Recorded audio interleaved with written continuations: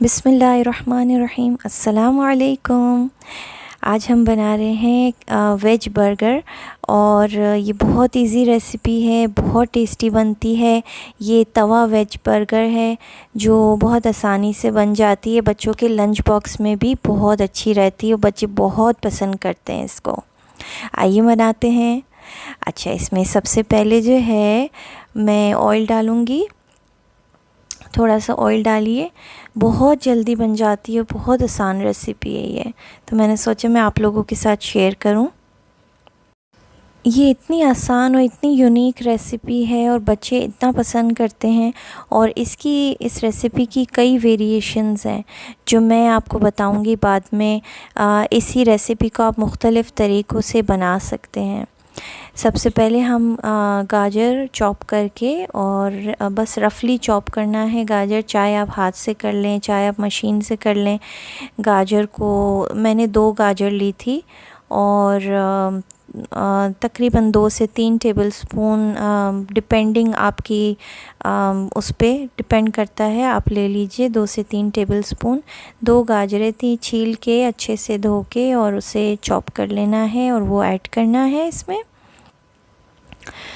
और फिर हम ग्रीन पीस डालेंगे। हमारे यहाँ फ्रोज़न मिलते हैं तो मैंने फ्रोज़न यूज़ किए हैं। आपके पास फ्रेश है तो आप फ्रेश यूज़ कर सकते हैं।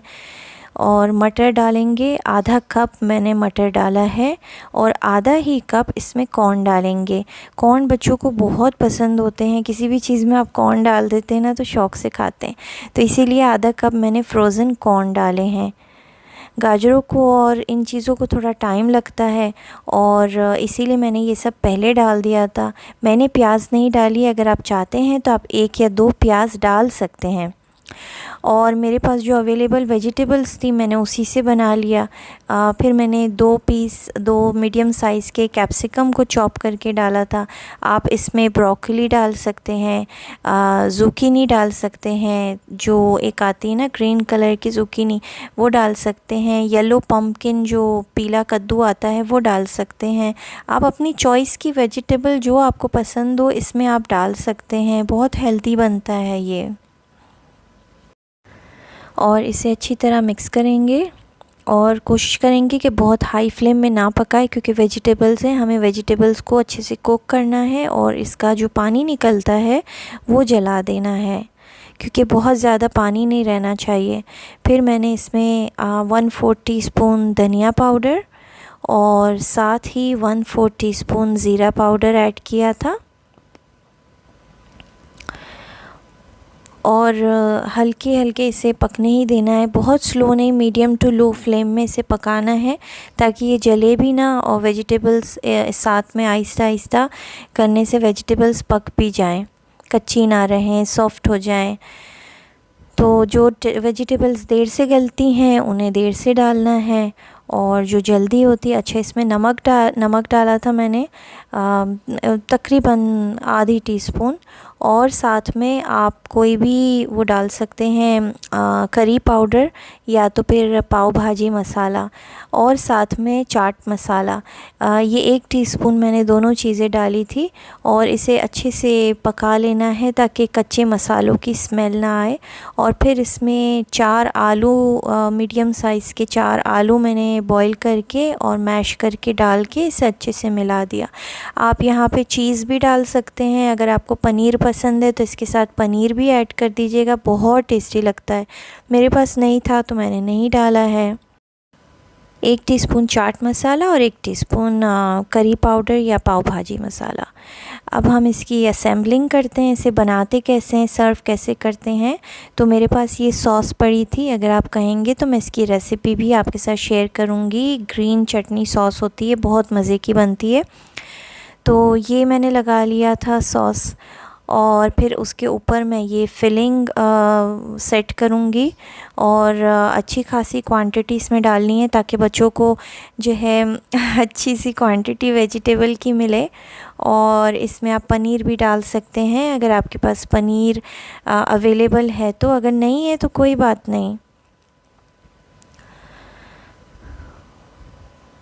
और इसे पैटी बनाने की कोई ज़रूरत नहीं है, ये वैसे भी बहुत अच्छी लगती है।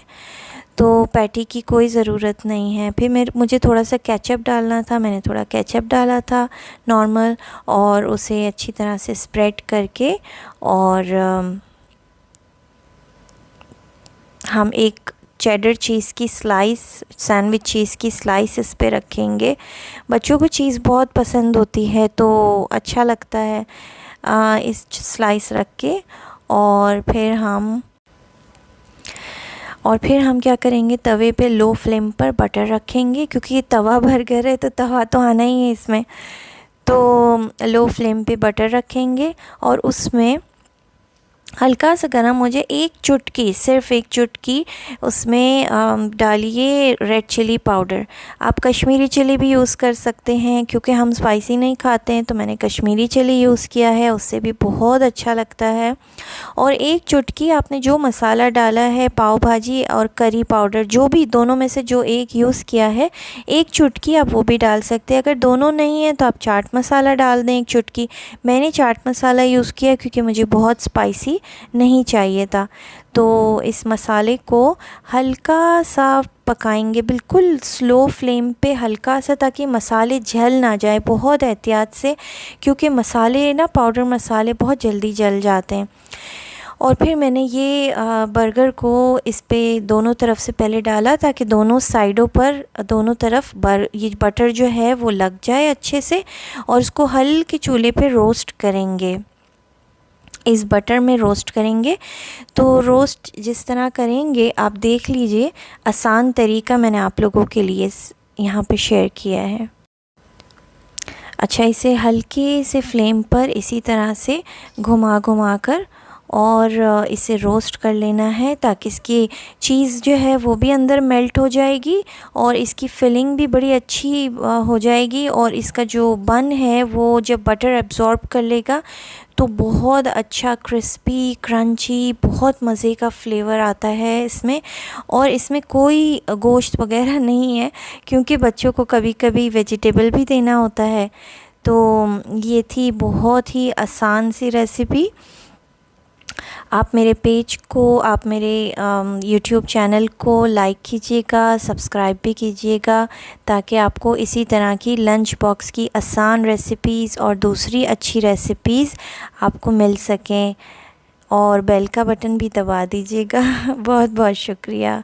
खुदा हाफिज़।